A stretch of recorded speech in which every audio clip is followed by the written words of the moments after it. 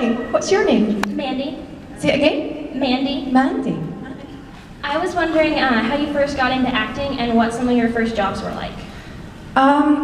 So my cousin Ruby, Ruth and Ruby, she wanted to go to dancing lessons. She was 4, and what Ruby wants, Ruby gets. So I went along with her, and I didn't really realise it, but I was quite good at it. Gosh, that's in Scotland. You don't blow your own trumpet. That, like, gives me the creeps. You know, I was good at something. But there's pictures of me like at age 4 like this. Do you know what I mean? And so through my dancing, I got involved with Scottish Ballet, and they put me in some of their ballets as like a little girl dancer, and that was it for me. I loved being in the company. You know what I mean? I just loved being involved in something exciting and entertaining, and so I always say my first acting role was Clara in The Nutcracker, because you know you're dancing. I was like 14, but you know you're acting the story out. Then I took a very round trip. I thought I maybe could get into acting via maybe if I was in the West End or through musicals or something. It was like a long road for a shortcut. Oh my God. So eventually at the age of 24, I was a very mature student. I was very old. Everyone who was 18 in my class was like, "You're so old." I had a complex at 24. I went to drama college and kind of started again, kind of trained again. So I think if you know what you want to do when you're younger, that's a good thing. You just like go straight in there. I went a very circuitous route.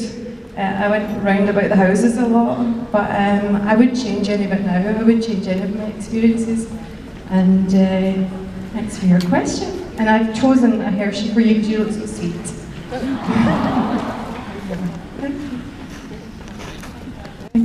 Hello, next. Hi. How did you get into acting, and what were some of the biggest challenges for you? I got into acting completely backwards. I was a model from a young age, and I sort of found a niche doing commercials. And they were really easy. I was like, oh, isn't that you know. Does something just change? Yes. Okay. I can't continue without my life. They're laughing. And then I got a commercial. I moved out to LA to go to school, actually. And I was like, I'm sick of modeling, it's stupid. I'm gonna do commercials. They're a lot more money, one day work. I'm good at it. Not so good at being a model. And I got a commercial where there was dialogue.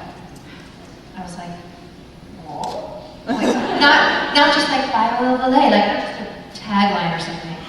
It was like a whole conversation with this actor Mark Taylor and Dennis Hopper and all. It was super fun. I'm like in a gown, and it was like a 5-day shoot, and I was like, oh. And I still didn't. I was like, oh, so this is acting. Oh, okay.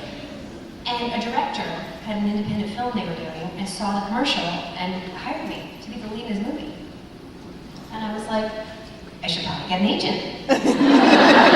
So I went to an agent, and they took me, and I had been dating a quasi-famous actor at the time. So these poor guys, oh my God.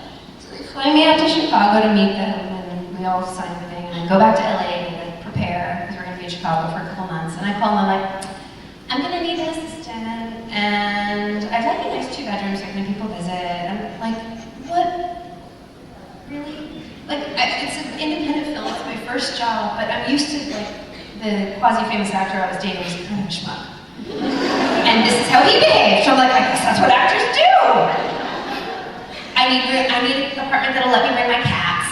And like, I was like a crazy person. And thankfully not because of me, but the funding fell out. And so then I had an agent and no movie, and I was like tricked you. And then I went on a few auditions,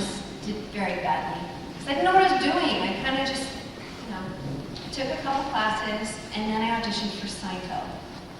I do not know how I got the audition. I had a new agent. She's like, she's super cute, I'm gonna send her in. It was me, a bunch of brunettes that I recognized. And I walk in the room and it's, you know, Jerry, Mike David, all these people, and I'm like, I'm not funny. But for some reason they hired me. And that was my first job. So the entire time I went, actually the next job I got was a little movie, and I went and I handed my resume, and he's like, HBO commercial? Seinfeld. Really? This is your resume? I'm like, he's like, well, you would not make that up. I'm like, but usually they shoot sitcoms live, right, with an audience. This particular episode, for some reason, I mean, they could do this in their sleep. It was like their 9th season or something. And they were blocking and shooting, so we rehearsed and then shoot. So I didn't get, like, confident doing the whole story. And I was young, and it was my first job, and so they'd be like, what are we having for lunch? I don't know, let's ask the waiter. I'm like, we can't hear you. I'm like, seriously? So this is one of the sweetest things that's happened to me, actually. Jason Alexander's like, come here. You see that pole on the other side of the stage? Like, you know, the sound stage was as big as this room. I'm like, yeah. He's like, talk to that. I'm like, he's like, you're gonna feel like you're yelling, but then the rest of us will be able to hear you. And I can get fired. So that was my first job, and since then I've been, you know, puttering along. Thank you. Thank you. Hello. I was just wondering what made you want to pursue acting? Oh man, you know what? I was in college, I was going to Florida State, and I got in some theater classes, and they weren't really having it. They were like, who's Joe Jock in the theater class? Let's fail him. And they literally failed me out of the class. And I was like, I hate acting. Then I met this talent manager on accident. She's like, why don't you come to LA for pilot season? I was like, oh, let me leave Florida, run away to California where there's no parents or nothing. Let me think about it. Okay. And then I got into an acting class, like a serious film acting class, and absolutely fell head over heels in love. Like, dead serious. I started taking classes and I was like, this is what these people get paid for? Like, this is the best feeling in the world. At the time I was like 22, and I was like, all this time of being raised in sports and being raised tough by a single father. My dad raised me from the time I was 18 months old. He had full custody of me. It was just me and him.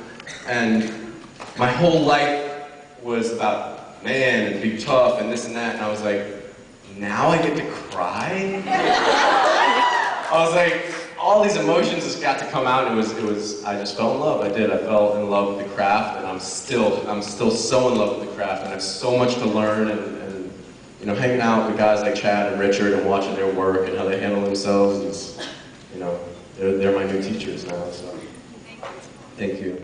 I got into acting kind of by chance a little bit. I was a bit of a screwball when I was in, I was a bit of a screwball always. And a bunch of my friends, I used to spend a lot of time like going into character. I would pretend to be a character for a while just because it was fun and I could mess with people. I would get free tickets to concerts by pretending that I was a lost Russian foreign exchange student. And like, my best friends in concert, teacher pays my ticket, I can't. They'd be like, all right, get in, go in, you're a problem, go. But I had friends who said, you know, you should try acting. And so I did. And but there was also a part of me that has always wanted to do something. God, this is a long story. It's boring. I'm sorry. I wanted to be like a politician when I was a kid. Like, to be honest with you, I wanted to be president when I grew up. Shows I had an overblown ego from a young age. But I thought, well, a good way to do that is if I could get famous, then I could use that to, you know, do other things in the world. So part of actually why I got into acting was so that I could try to get famous so that I could use that to try to make the world a better place, which is kind of a really crazy plan. But somewhere along the line, I realized that I actually really liked acting, and that doing that was gratifying in and of itself. That's a really long story, but there you go. It's a cool story. All right. You made my day. Thank you. Thank you, thank you. Thank you. Bye. Bye. My question is, what made you decide that you wanted to be an actor? Because I know that you both didn't originally wanted to do that. That's a great question. What made us decide to do what we do? I was about a dancer. 8 years. I just wanted to dance. And had no rhythm, this seemed like a good backup. No, I was in high school and I was doing some plays in high school, which was basically because I couldn't draw and I had to have an art elective. And I figured, well, I can certainly make an ass of myself better than I can paint a picture, so this sounds like an obvious choice. And somebody happened to be in the audience when we did our play who was a talent scout from LA, and it was just kind of serendipitous. He approached me after and said, hey, why don't you come on out to LA? I think you've got a great look and you got talent, and we can make some things happen. And I went, okay, yeah, no, that's, I know where this is going. But he was sincere, and he talked to my folks, and I decided to give it a shot, and went out. And my dad said, you got 6 months, kid. Nothing happens, get your ass back here and go to college. And luckily I started working right away. So, and then I kind of fell in love with it as I was working. And it was, I never went to school, he and I never went to school for it, we never studied. Don't bring me into this. Well, you did. And I think it's obvious. And so it was really kind of learning on the job, and that's when I really fell in love with it, was watching the people that had been there and been doing it for years. The more I got exposed to that, and I was just a sponge. I just shut up and listened as much as I could, and I think that's one of the... He hasn't shut up since then. And so yeah, that's kind of how my story went. I was in a similar, but I did always like to act. I kind of played sports and acted, and I was not always the 6'4" sweaty beast that you see for today.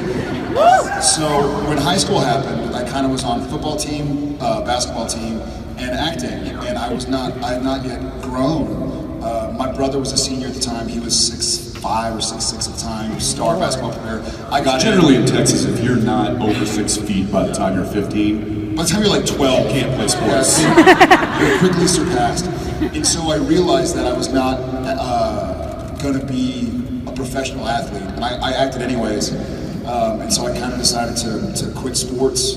It's probably very much like the gentlemen in the audience who are from Pittsburgh, like, hey, I'd like to quit sports, Daddy, and be a drama star. What? What? No, they were supportive, but I just kept acting, and then I was enrolled to go to UT and be an engineer because I was a mathlete in school. I couldn't make it as an athlete, but in athletics, I did all right. So I went out for a summer. She goes, sexy. Someone just got up and walked out. So I went out, I was going to go back and do some sexy engineering at Austin, and I got Gilmore Girls, so... And then I have to go back and do it this year. So all of that being said, certainly don't follow our footsteps, because especially if acting is something that you're interested in or something you want to pursue, there is no kind of right path to go. There's no corporate ladder that you can climb. There's no perfect school you can go to that will get you a job. It's really, you just kind of got to find your own path. Are you an actress? Thinking about pursuing it? Well, yeah, awesome. So honestly, you could line up 100 actors here and we would all have a different story of how we got into the industry. And I think one of my favorite things to say about acting or art in general is you don't have to get paid to do something to be something. You know, you could be an actor on the weekends. My cousin lives in New Braunfels, and a buddy of his that he works with does plays in New Braunfels, and he's an actor. I mean, he's an aeronautical engineer for his job, but he's an actor. You know, you could be a musician and a teacher. You know, you don't have to get paid. And isn't an aeronautical engineer, isn't that basically a rocket scientist? Yes. He's a rocket scientist. And a mathlete. And this weekend, Danny's buddy, this weekend he's playing Shrek. Yeah, so, rocket scientist by day, Shrek by weekend. But yeah, if it's something you love, then kick its ass. In a good way.